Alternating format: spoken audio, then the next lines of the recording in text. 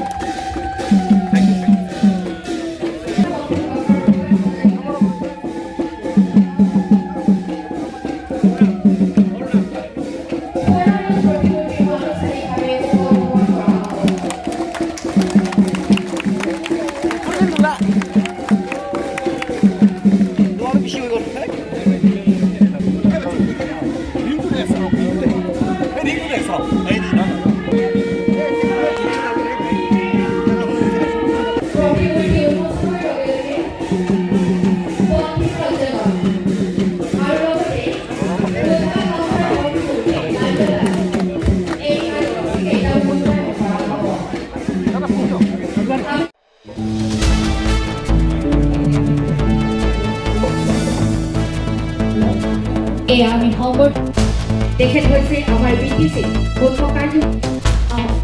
প্ৰধানমন্ত্ৰী ডক্টৰ ভূপেন হাজৰিকাৰ পূৰ্ণায়ু প্ৰতিমূৰ্তি। তেখেতৰ বাবে আমি ধন্য, আমি গৌৰৱান্বিত, তেখেতক অশেষ কৃতজ্ঞতা আৰু ধন্যবাদ আমি জ্ঞাপন কৰিছো। আমি উৰিটো জীৱন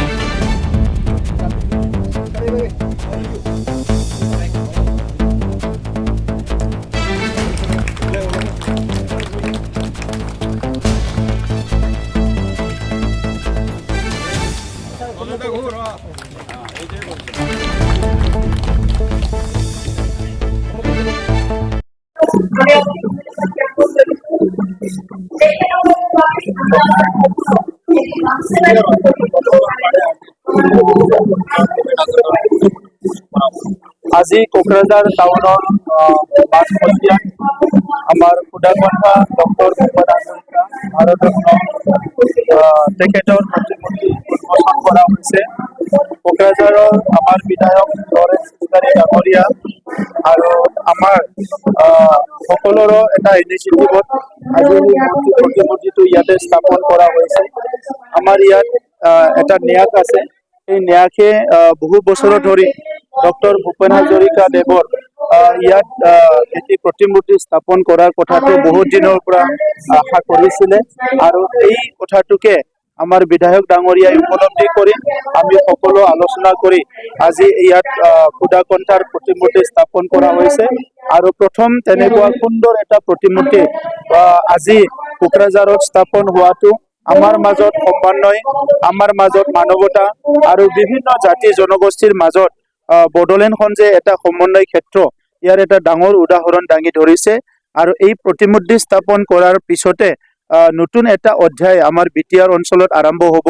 দীঘলীয়া সময় এটা আমাৰ এটা মানসিক দ্বন্দ্ব চলি আছিলে। সেই মানসিক দ্বন্দ্ব, বিভিন্ন কথা বুজি পোৱা বুজি নোপোৱা বহুত মানুহৰ বিভিন্ন কথাৰ কাৰণে আমাৰ যি বুজাপৰা, যিটো বুজাপৰাটো লাহে লাহে এটা ডাঙৰ গেপ হৈ গৈছিলে। কিন্তু লাহেকৈ আমি অসমৰ এই যিটো ক্ষেত্ৰখনত আমাৰ অসমৰ ৰাজ্যৰ চাৰিসীমাৰ ভিতৰত সুদাকণ্ঠাৰ যিটো শ্ৰদ্ধা হ'ব লাগে, যিহেতু তেখেতে মানৱতাৰ কাৰণে, মানৱ জাতিৰ কাৰণে, অসমৰ কাৰণে, অসমীয়াৰ কাৰণে, অসমৰ ভূমিপুত্ৰ খিলঞ্জীয়াসকলৰ কাৰণে বহুতখিনি অৱদান দি গৈছে।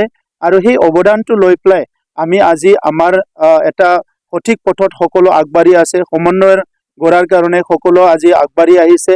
গতিকে এই প্ৰতিমূৰ্তি উন্মোচন কৰা, প্ৰতিমূৰ্তি স্থাপন কৰা এই কাৰ্যই আমাৰ সমন্বয় ক্ষেত্ৰত আৰু দুখোজ আগবাঢ়ি লৈ যাব, সেইটো মই আশা কৰিছো। কালি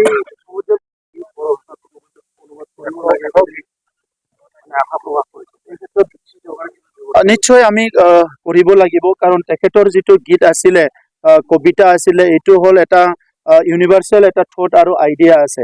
বিশ্বৰ মানুহক মানৱতাৰ এটা এনাজৰীৰে জুৰি পেলাই আগবাঢ়ি লৈ যোৱাৰ এটা ডাঙৰ এটা এপ্ৰ'চ এটা ডক্টৰ ভূপেন হাজৰিকাৰ কবিতাত আমি দেখিবলৈ পাওঁ, তেখেতৰ গীত মাতত। গতিকে এইটো বড়ো ভাষাত অনুবাদ কৰা আৰু বিভিন্ন ভাষাত অনুবাদ কৰিলে এইটো মানৱ জাতিৰে লাভ হ'ব, সমাজৰে লাভ হ'ব, এইটো আমি বিচাৰোঁ।